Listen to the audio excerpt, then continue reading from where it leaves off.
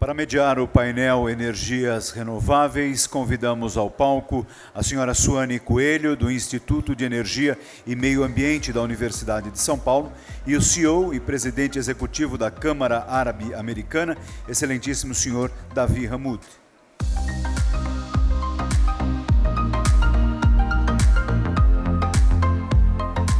Para compor o painel, convidamos a presidente da Energisa Comercializadora, senhora Alessandra Amaral, o CEO do World Trade Center Algéria, senhor Ahmed El-Antri Tibawi, o presidente da Datagro e conselheiro nacional de política energética, senhor Plínio Nastari, e o gerente sênior de relações governamentais da DEWA, Emirados Árabes Unidos, senhor Said Bel Jafla.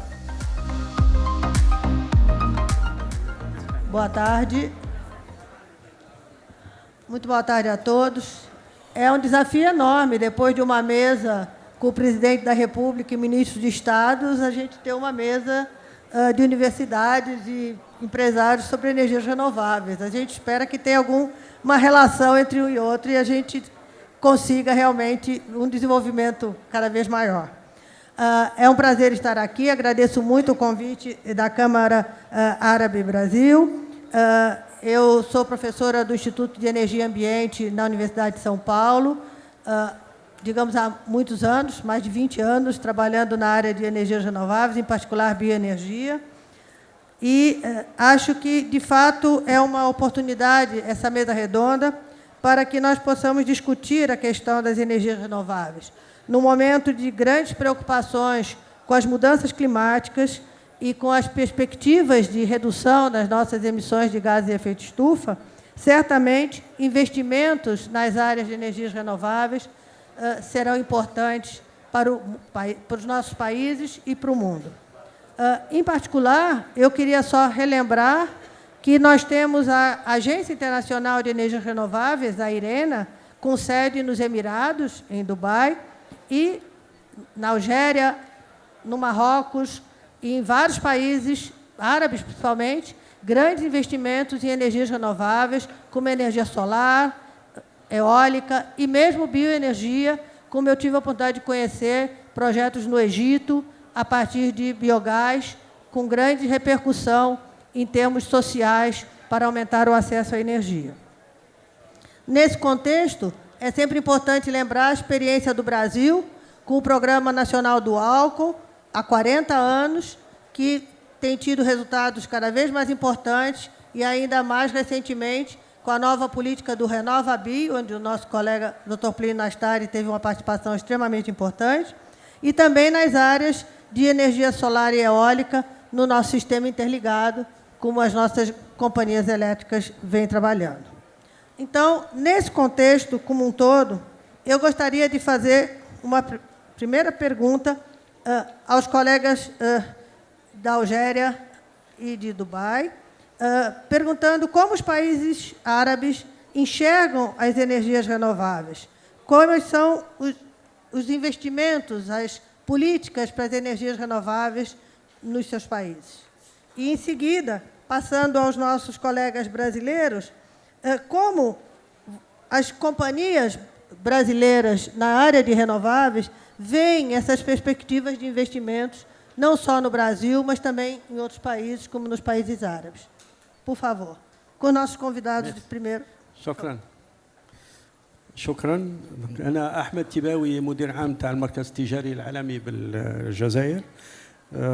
أولا وقبل كل شيء بغيت نشكر الغرفة التجارية العربية البرازيلية على الدعوة وعلى حسن الاستقبال عندما وصلنا البلد العظيم هذا. Donc je répondrai à cette question pour rappeler peut-être quatre faits.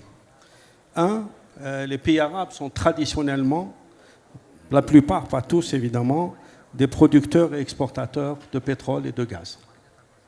Aujourd'hui, la crise des hydrocarbures, donc avec la baisse drastique du prix, a poussé donc, la majorité de ces pays donc, à tenter de diversifier leur économie parmi les sources de diversification, évidemment, c'est de développer donc, des nouvelles sources d'énergie, de s'engager dans une transition énergétique. Et parmi, évidemment, ces sources d'énergie, évidemment, il y a le renouvelable. Et beaucoup de pays, donc, sont passés par là. La tendance passée était peut-être pour certains pays, comme l'Égypte, par exemple, d'aller vers le nucléaire. Le nucléaire, donc après ce qui s'est passé au Japon, donc on poussait beaucoup de pays à réfléchir éventuellement à d'autres sources, vu les risques que ça pouvait avoir, et en particulier donc opter pour la majorité pour les énergies renouvelables. Peut-être je donnerai quelques exemples pour certains pays à titre d'illustration. Évidemment, Abu Dhabi est devenu un des plus importants utilisateurs, donc avec un objectif à 2020 d'utiliser 25% de l'énergie consommée à partir de renouvelables. Le Qatar aussi a un objectif d'utiliser à ce moment-là le développement de dessalement d'eau de mer pour l'irrigation et réduire sa dépendance alimentaire, donc réduire ses importations. La Tunisie donc, a plus de 40 projets solaires. Le Maroc vise 42% d'énergie renouvelable à l'horizon 2020. L'Arabie saoudite vise 50% de réduction avec un objectif de 30% à l'horizon 2030. Je parlerai peut-être un peu plus longuement de mon pays, l'Algérie, donc, qui vise 27% à l'horizon 2030 avec un programme de 30 gigawatts. Donc un appel d'offres est en cours pour 4 gigawatts. Évidemment, ceci va libérer un certain nombre de quantités de gaz pour les utiliser différemment et notamment pour développer des énergies, plutôt développer la pétrochimie, étant un pays qui a aussi bien du gaz que du phosphate. Donc aussi dans ce panel, il y a un certain nombre d'informations importantes à donner. Évidemment, nous nous situons dans une période où il y a eu la COP21, la COP22, un certain nombre de décisions donc, ont été prises pour la réduction des émissions de gaz. Évidemment, tous les pays du monde aujourd'hui se développent dans ce domaine. Ceci donc, montre que dans la région MENA, donc Middle East, North Africa, peuvent économiser jusqu'à l'horizon 2030 jusqu'à 750 milliards de dollars. Donc en allant vers ce type d'énergie. Évidemment, en plus, les gens poussent à y aller. Les prix étaient énormes il y a quelques années, mais aujourd'hui, les prix sont en train de baisser. Donc, ça a été conforté par la baisse des prix du kilowattheure. Aujourd'hui, pour l'éolien et le photovoltaïque, à citer quelques exemples, c'est 0,03 à 0,10 US dollars, alors que les énergies fossiles sont de 0,05 à 0,17 dollars. Donc, évidemment, utiliser les énergies renouvelables et investir dans les énergies renouvelables devient aujourd'hui intéressant et compétitif. Bon, on est dans une rencontre Brésil, pays arabes. Évidemment, quel rôle peut jouer le Brésil, sachant que le Brésil a une tradition d'utiliser les énergies renouvelables puisqu'il y a un développement traditionnel de l'hydroélectricité et les biocarburants et bioénergie. Donc le Brésil, aussi sur les énergies renouvelables, photovoltaïques et autres, est devenu parmi les 7 pays les plus attractifs dans le monde avec, donc selon une étude d'Ernest Young, et environ 7 milliards de dollars sur les 17 milliards qui sont investis dans la région, donc l'Amérique latine et les Caraïbes, évidemment, sont sont réalisés au niveau du Brésil. Bon.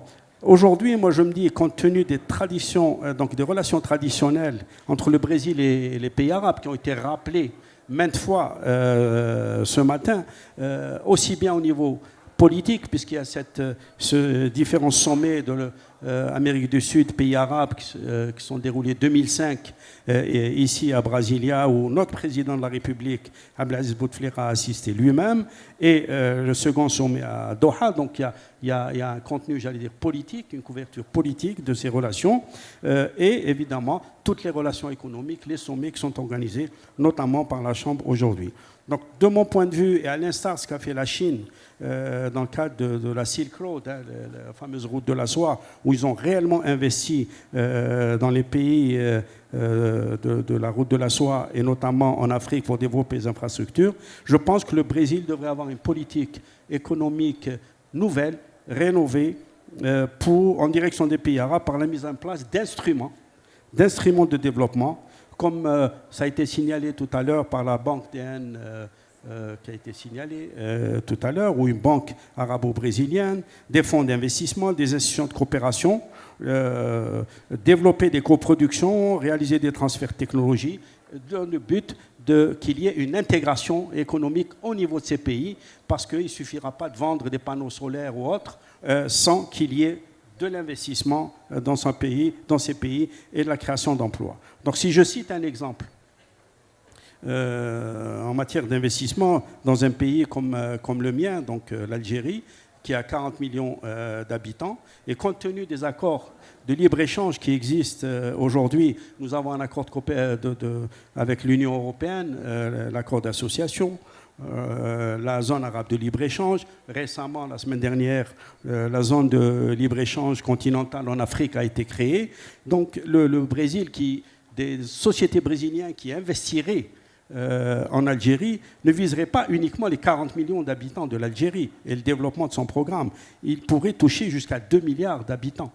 500 millions en Europe, 400 millions dans les pays arabes et 1,2 milliard dans un pays comme l'Afrique, donc qui est en train de se développer. Évidemment, ces investissements se feraient dans un environnement qui est aujourd'hui de plus en plus favorable, avec des avantages fiscaux, une population formée, puisqu'il y a 25% de la population aujourd'hui qui est à l'école, le coût de l'énergie et de la main-d'œuvre sont compétitifs, la position géographique, l'Algérie n'a pas du tout de dette extérieure, et c'est un pays qui se retrouve donc à la croisée un peu des chemins entre l'Europe, le Moyen-Orient et l'Afrique. Évidemment, ceci pourrait se faire dans le cadre d'un rôle de plus en plus accru du secteur privé, dans le cadre de partenariats publics-privés qui seraient de nature, évidemment, à accélérer le développement de ces investissements et éviter les bureaucraties. Voilà un peu ce que je voulais dire au début de cette intervention. Voilà. Merci beaucoup. Please. Thank you so much. I'm delighted to be here. This is my first time. I just want to say thank you so much for hosting us, allowing us to be a part of this successful event. Your Excellencies and the guests who are here wanted to know why Dubai is participating in this event. We're basically living renewable energy. We have achieved it, and we're come here to invite the Brazilian companies to be part of our initiatives, which is one of the biggest solar park of Sheikh Mohammed bin Rashid Al Maktoum, is the biggest in the world. As I believe, Brazilian companies have been influenced by these projects, and intelligent expertise from this part of the world have been part of this project, but unfortunately it was not publicized worldwide.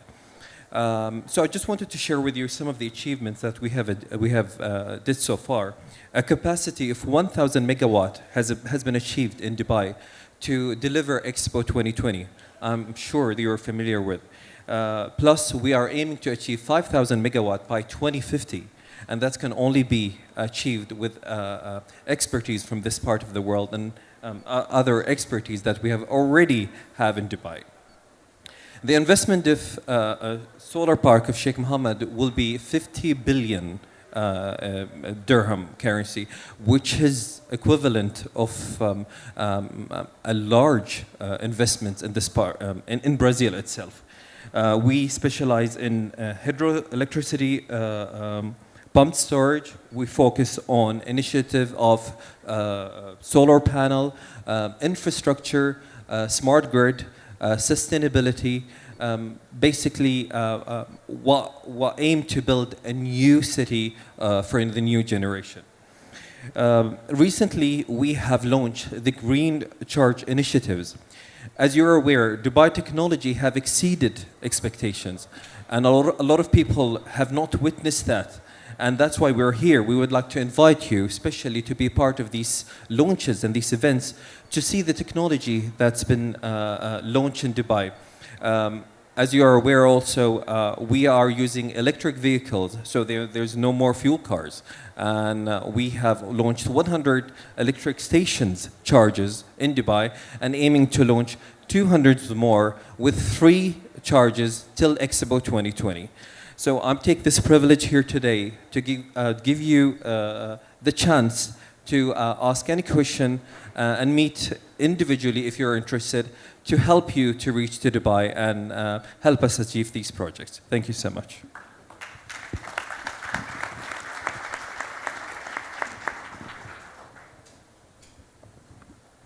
Boa tarde. Eu gostaria de agradecer a oportunidade de participar de um evento tão importante. Meu nome é Alessandra, sou diretora-presidente da Energisa Comercializadora, que é a unidade de negócio de trading do Grupo Energisa. O Grupo Energisa é um grupo com 113 anos de atuação no setor elétrico, hoje focado em distribuição, mas tem esse mesmo tempo de experiência em geração de energia, sempre com foco em energia renovável. Também atuo em transmissão, em comercialização de energia, que é a área que eu dirijo, e em soluções elétricas. Bom, o Brasil ele tem 148 gigawatts de capacidade instalada, sendo que 80% da nossa matriz elétrica é renovável, sendo 66% de energia hídrica, tanto de grandes hidrelétricas quanto de PCHs, que são as pequenas centrais hidrelétricas, usinas de menor impacto ambiental.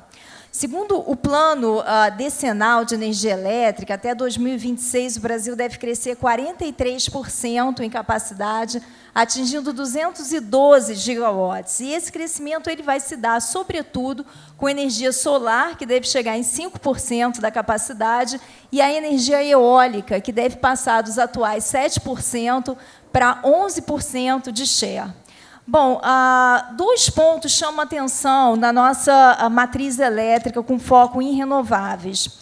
O primeiro ponto é que, com a exaustão dos reservatórios, crescem em participação as usinas chamadas a fio d'água.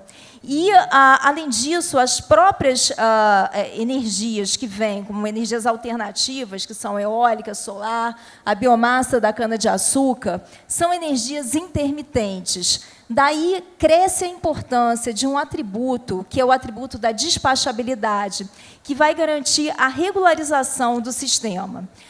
Quando a gente pensa nesse problema, a solução mais imediata são as usinas térmicas. No entanto, a gente tem outras opções também, que são os mecanismos de resposta à demanda. Eu vou conversar com vocês sobre isso. É um consumidor cada vez mais ativo, que responde às oscilações de preço, que quer gerar sua energia, as hidrelétricas reversíveis e o armazenamento de energia também, com a redução do preço das baterias de lítio.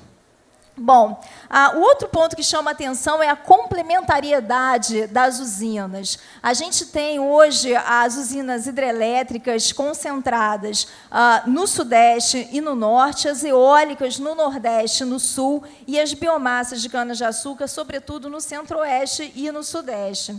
Essa complementariedade ela acontece tanto em termos geográficos quanto em termos sazonais. Então, a gente tem, na realidade, uma geração no período úmido nas hidrelétricas que ocorre de novembro até março, enquanto que a biomassa ela se concentra no período seco do ano. Isso faz com que, se a gente some a curva de geração das nossas usinas, então, quando a gente coloca lá a usina hidrelétrica, a biomassa, a eólica, a solar, a gente chega numa curva chamada flat, o que é muito salutar para o nosso sistema.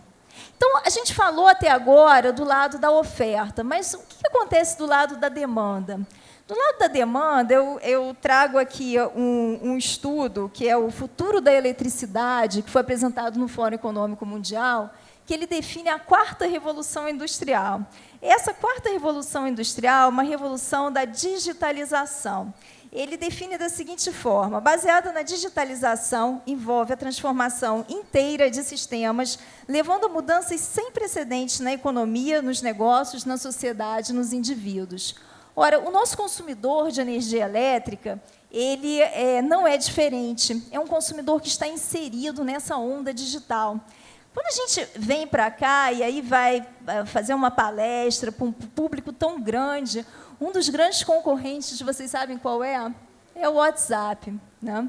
Porque, na verdade, a gente hoje tem uma invasão no nosso tempo mental de informações. E quando a gente pensa que há 4 anos atrás o Uber, o Airbnb e o WhatsApp praticamente não eram utilizados, né?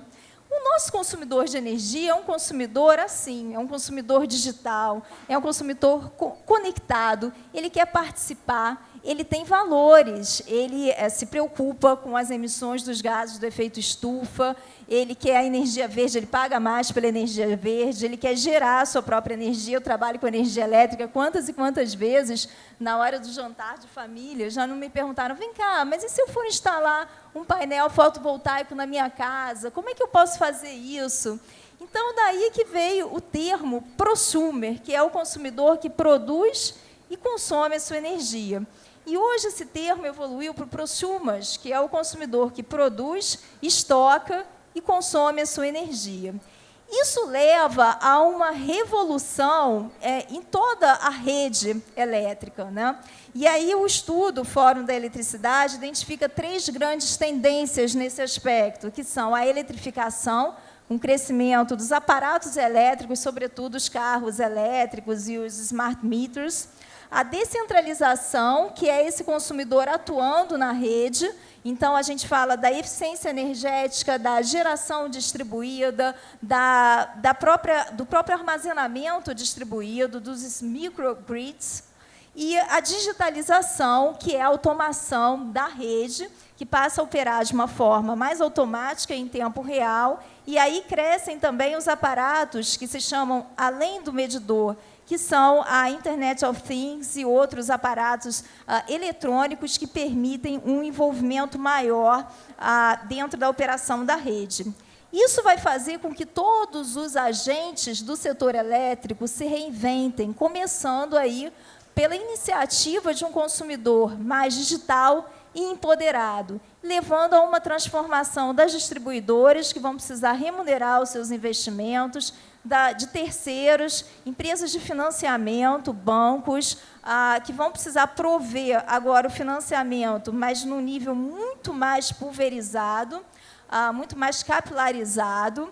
A gente tem aí a própria regulação, que precisa achar um ponto de equilíbrio para que as distribuidoras tenham o seu investimento remunerado, mas que também não freie essa tendência, e a infraestrutura, que precisa ser aberta e flexível, né? Então, esse é um panorama geral hoje no setor elétrico. O Brasil é um país que, em termos de sustentabilidade, ele está muito bem em termos da energia elétrica. Diferente de outros países, é uma das áreas que menos contribui para a emissão dos gases do efeito estufa. No entanto, o Brasil tem alguns desafios importantes também.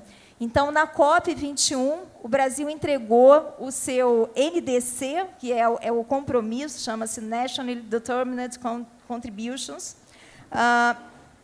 para a grande meta, que é a redução na temperatura geral do planeta,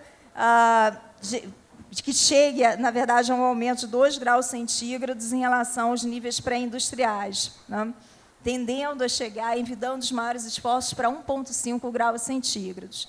Então, a contribuição do Brasil, e aí ele faz uma referência, o país faz uma referência ao ano de 2005, é ter uma redução de 37% na emissão dos gases do efeito estufa até 2025 e de 43% até 2030, o que é bastante ambicioso, levando em consideração que isso se dá num contexto de crescimento do PIB e de crescimento da população. Então, essa meta, se convertida à redução na emissão dos gases do efeito estufa por unidade do PIB, ela chega a uma redução de 66% até 2025 e de 75% até 2030. E isso lembrando também que a nossa matriz ela já é bastante concentrada em fontes renováveis. Então, a gente tem a meta de passar dos atuais 80% para 90%. Quando a gente está no nível alto, essa elevação ela se torna mais difícil. Além disso, o Brasil, no plano de ação, também compõe a substituição de combustíveis para combustíveis que sejam menos emissores de gases do efeito estufa, a maior utilização do etanol e o aumento da eficiência energética nos processos de transporte industriais. Com relação à nossa interação com países árabes, hoje a estrutura do setor elétrico brasileiro ela é composta basicamente por grandes grupos, são grupos internacionais, então a gente tem a EDP, que é portuguesa, a gente tem a ES, que é americana, temos a EDF e a ENGIE, que são francesas, a Brookfield canadense, a Statkraft norueguesa, a CTG, State Grid chinesas, a Iberdrola espanhola e alguns grupos de capital brasileiro. A Energisa é um desses grupos, a gente tem também o Grupo Light, CEMIG, Petrobras, Vale, Neoenergia, entre outros. Eu entendo que deve haver uma aproximação maior com os países árabes e um entendimento maior da propensão dos países árabes no investimento em fontes renováveis. O que ocorre, no meu ponto de vista, é que os países árabes ainda são muito associados ao petróleo e é preciso haver uma disseminação maior nesse ânimo de investimento em fontes renováveis. E aí eu destaco a missão que vai ser implementada pela Câmara de Comércio Árabe Brasileira de visita aos países árabes por empresas brasileiras e empresas que estejam envolvidas no segmento de energia elétrica como muito salutar, e seria ideal que a gente tivesse também uma extensão para o segmento de energia elétrica nessa iniciativa. Então, era basicamente isso que eu tinha para dizer. Agradeço a todos. Estou à disposição. Muito obrigada. Plínio. Bem, boa tarde. Quero cumprimentar a professora Suani, os membros do painel, as senhoras e os senhores. Eu tenho menos do que 4 minutos aqui ainda de painel, então eu vou procurar ser breve. Para os nossos participantes que talvez não estejam muito familiarizados com números de energia no Brasil, queria colocar inicialmente um contexto geral. O Brasil é afortunado em energias renováveis, mais de 44% da nossa oferta interna de energia advém de renováveis. Nos fósseis, 36,5% advém de petróleo e derivados, 12,3% de gás natural. Na área de renováveis, a maior parcela advém de produtos da cana-de-açúcar, 17,5%, portanto, maior do que gás, fica só atrás de petróleo. Em segundo lugar, nós temos a hidroeletricidade, com 12,6%. Depois, a lenha, com 8%, e os outros renováveis, todos com 5,4%. Essa, basicamente, é a matriz do Brasil. E, dentro desse contexto, o que a gente vê? Na área de renováveis, a importância dos produtos de cana-de-açúcar, 17,5%, que se materializam, basicamente, na forma de etanol, que é misturado à gasolina no Brasil, numa proporção que é fixada em 27%. No Brasil, nós não temos gasolina pura, nós só temos gasolina com 27% de etanol. E etanol hidratado, desnaturado. Nós não distribuímos etanol puro sem ser desnaturado, para que seja utilizado na frota flex. E bagaço de cana, que é utilizado para a geração de eletricidade. Ainda nos biocombustíveis, nós temos o biodiesel, que é adicionado numa mistura de 10% em todo o diesel fóssil no Brasil. E esses biocombustíveis todos representam uma economia bastante grande de energia e de importações evitadas de derivados de petróleo no Brasil. Nesses últimos mais de 40 anos de uso de etanol, o etanol substituiu 416 bilhões de dólares evitados de importação de gasolina, o que representa mais do que todas as reservas de divisas do Brasil, hoje estimadas aí em 370, 380 bilhões de dólares.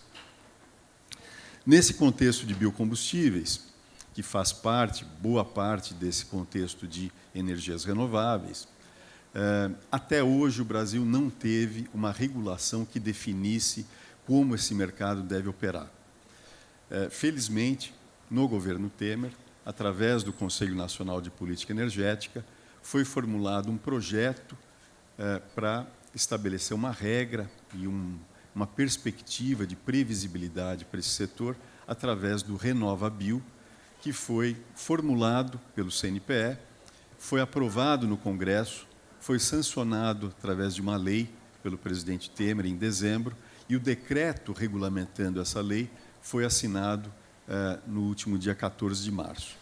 É este programa que vai trazer longevidade, vai trazer previsibilidade, e ele serve de exemplo para vários países do mundo. Por que ele é tão importante? Porque ele gera emprego. Ele não só resolve o problema do atendimento dos objetivos do Acordo do Clima, mas ele gera emprego também, que é o que vai faltar para a humanidade nos próximos anos.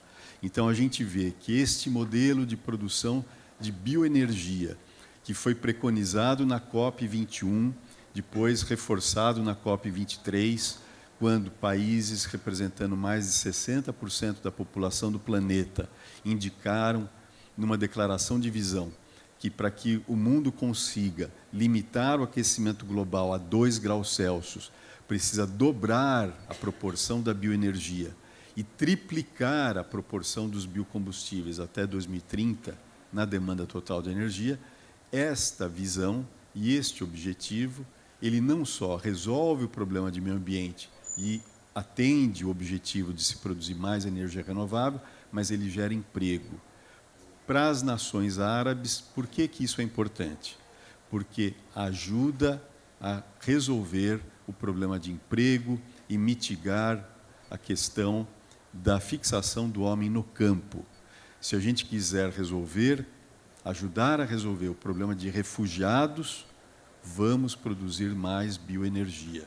Vamos aliar isto à produção de outras energias renováveis, a fotovoltaica, a eólica, mas vamos olhar a bioenergia como uma solução que gera emprego e que ajuda a fixar o homem no campo. Então, era isso que eu queria falar. Muito obrigado.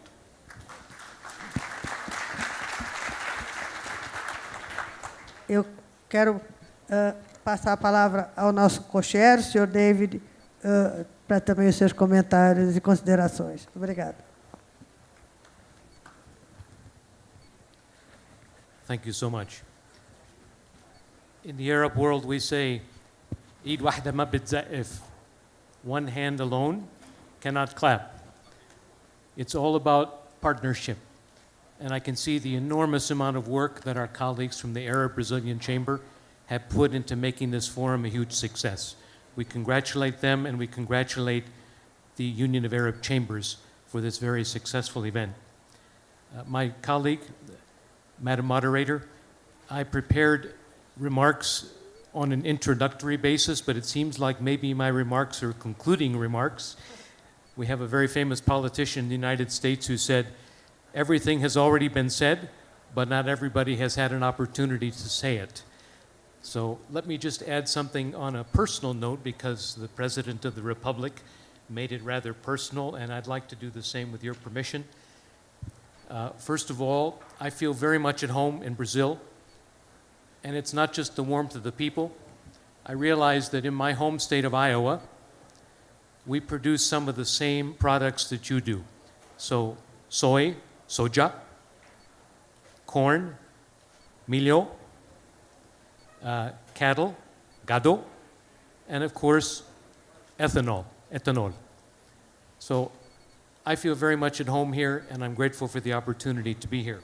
But let me make it just a little bit more personal, as the President of the Republic did.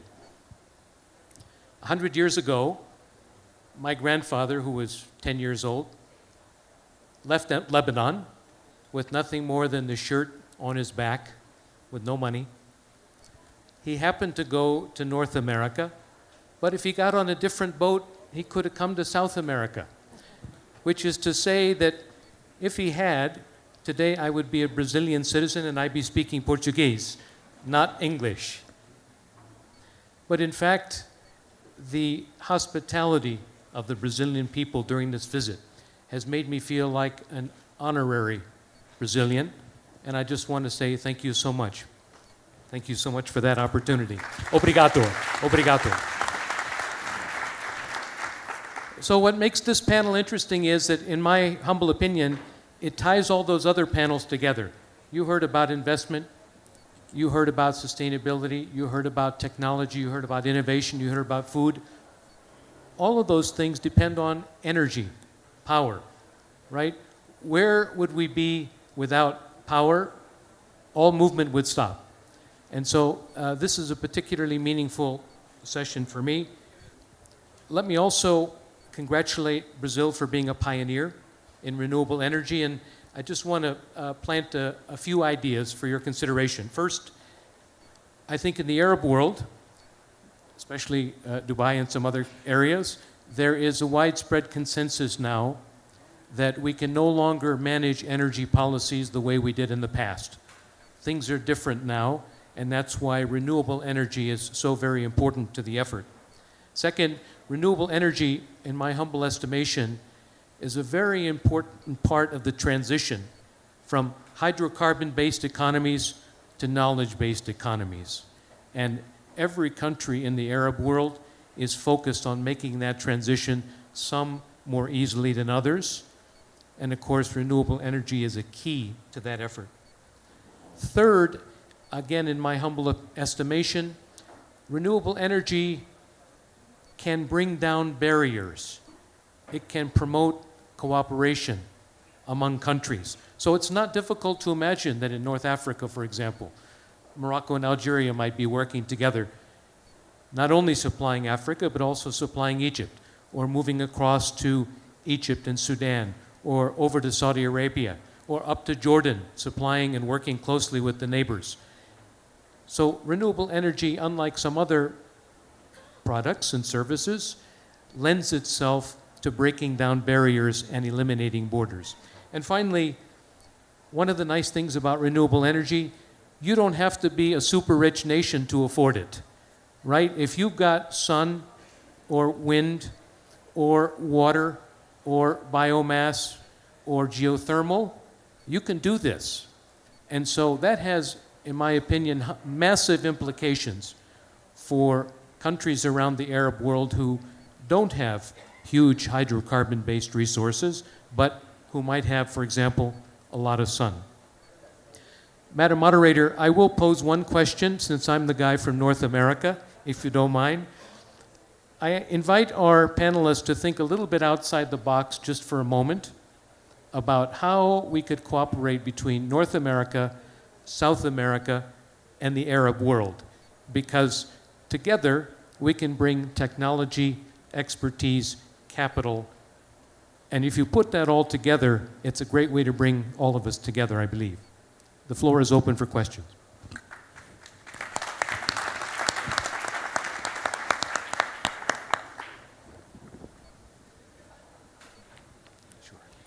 Okay, thank you for the insights. I would like to say that I lived in Iowa 5 years.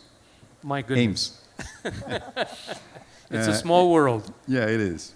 Well, I think there's a lot of cooperation to be arranged, in particular with bioenergy, biomass, and I think we have a lot in common when we look renewables on a broad basis, and we think about the integration that we can have between biomass and photovoltaics and wind, because we can use our farms to have windmills as well, you know.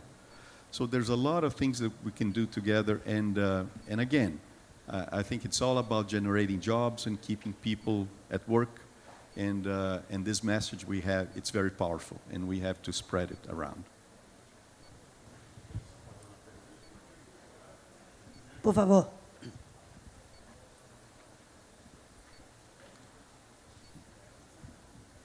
Boa tarde, sou Farid Murad, diretor na Associação Comercial de São Paulo. E aqui no Brasil, sorry not speaking English, because, porque aqui no Brasil eu trabalhei muitos anos, sou muito familiarizado com energia, participei da construção de várias hidroelétricas, como Foz de Areia, como Salto Santiago e como Itaipu. Eu sou um dos que amassei muito barro lá em Itaipu. Mas não é esse hoje o meu objetivo. O meu objetivo é falar um pouquinho. A senhora deixou de mencionar a energia, waste to energy, energia vindo dos resíduos sólidos urbanos. Nós desenvolvemos uma tecnologia sensacional, fantástica, que você não precisa, hoje, fazer a coleta seletiva do lixo.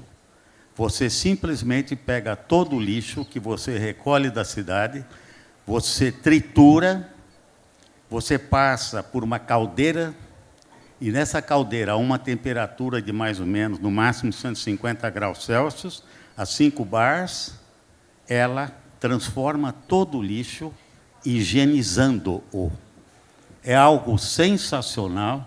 Nós tivemos muita felicidade, estamos com esse projeto pronto, fora do Brasil já, está sendo em fase final de certificação pelo Bureau Veritas, que estamos entrando, já é reconhecido na Europa, estamos entrando nos Estados Unidos e vamos fazer uma usina na Argentina, o que me deixou muito magoado, porque eu estou trabalhando há 7, 8 anos aqui e não consigo fazer uma no Brasil por falta de capital. Então, eu estou aqui no meio de investidores, solicitando, se alguém tiver interesse em trabalhar com energia, a Waste to Energy, será um grande prazer recebê-los e a gente vai poder desenvolver esse projeto junto. Muito obrigado e desculpe a interferência. Muito obrigado. Nós acabamos de receber o cartão vermelho, o que significa que o nosso tempo terminou. E eu agradeço muito os panelistas. Infelizmente, nós não temos tempo para mais nenhuma pergunta. Eu vejo algumas mãozinhas levantadas, mas certamente os panelistas vão estar à disposição para conversar e para poder responder. Eu queria agradecer muito. Passo rapidamente ao meu co-chair para suas palavras de despedida. Muito obrigada. Once again, obrigado. Thank you so much.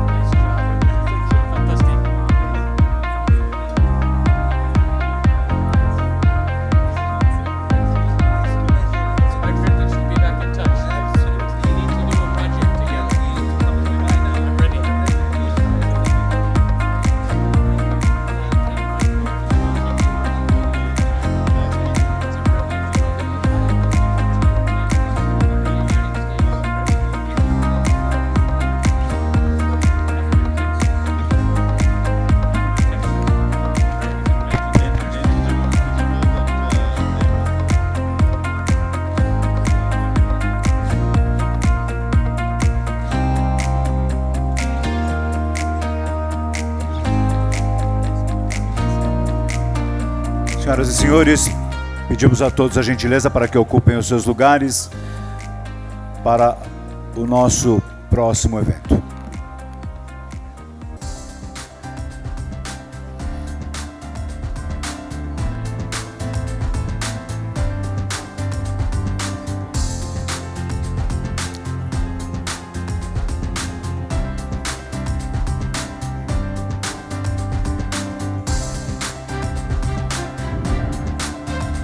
Senhoras e senhores, boa tarde. Convidamos ao palco Sua Excelência, Senhor Cônsul-Geral dos Emirados Árabes Unidos em São Paulo, Senhor Ibrahim Al-Alawi.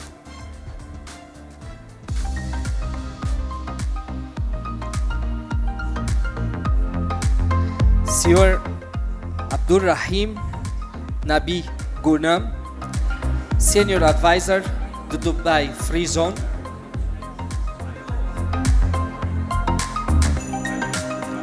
Sr. Mohammed Al-Kamali, CEO Dubai Export. Sr. Mohammed Badri, Secretário-Geral da IHAF. E Sr. Said Biljafar, Government Relations da DIWA. Convidamos também o presidente da Câmara do Comércio Árabe Brasileira, o senhor Rubens Halun, para completar o grupo. Haverá uma entrega oficial do primeiro portão de economia islâmica em português, traduzido e elaborado em colaboração entre a Câmara do Comércio Árabe Brasileira, o Consulado Geral dos Emirados Árabes em São Paulo e a DAFSA. Para isso, convidamos Sua Excelência o Embaixador Santiago Mourão para receber oficialmente a primeira versão em português do portal da Guia de Economia Islâmica em português.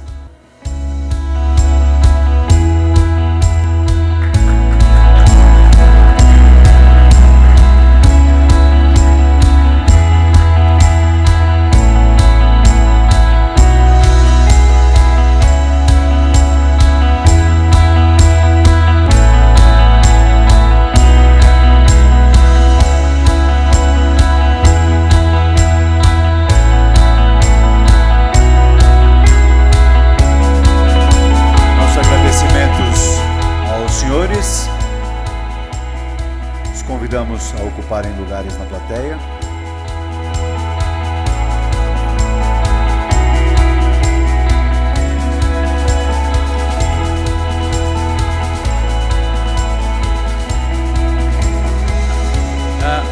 Só um minuto rápido para explicar esse guia.